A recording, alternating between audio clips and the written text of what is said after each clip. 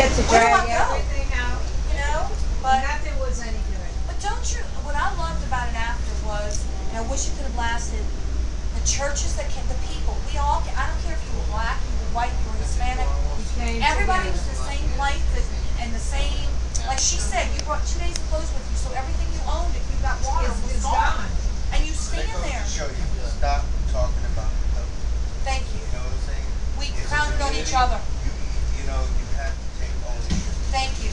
But it's not fascinating to somebody that wasn't there. We did. We all came together. We all prayed together. We had churches from, I know we did from Missouri, sending stuff. And it was the children and the elderly that I found. My grandmother, she lost her house in Buffaloosa. And it took everything she had. Like she said, it took us 60 years to build our life. And in 1 minute, she had a tree in the middle of her, and she never recovered from it. But, you know, if you were willing to, and you'll agree with this, put your bootleg pants, you know, get your pants on in the morning, pull your bootstraps up and say, this is my life right now. I have got to fight, because if I want my city to come back, it's going to be me and you and you. We're going to all work together. And we did for about a year, and then the fighting started. And you did this, you did that. Am I right? And, well, you didn't do this for me. Well, when the money came in?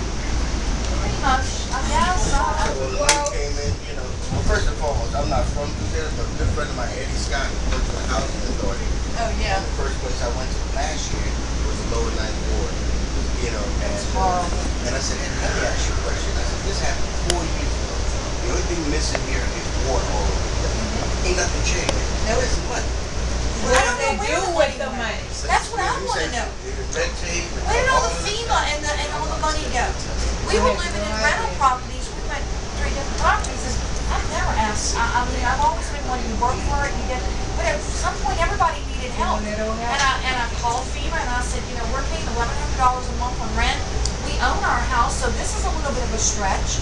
My husband's living in Florida. We're down here. Can you just give me a couple hundred of? Well, no. No, I can't give you any money. Why? Well, you only had 2 feet of water in your house. I said, yeah, but am I living in my house? I don't have any walls. So you want me to live in? You know, I mean, they gave me a FEMA trailer, but it was a lot of red tape, a lot of work. And to this day, I don't know where the money is. I honestly. They don't know where it is. No. Well, they know where it is, but they don't know where it is. They don't.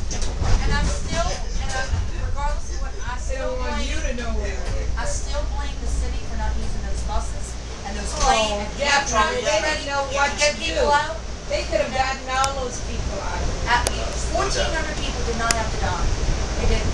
And let me say this. I remember. You know what, though? I think a lot more than 1,400 died. Oh, yeah. I think a lot of them were swept out when they pumped that water out. I agree. You know, and some of them have really still, they're so stressed that they don't even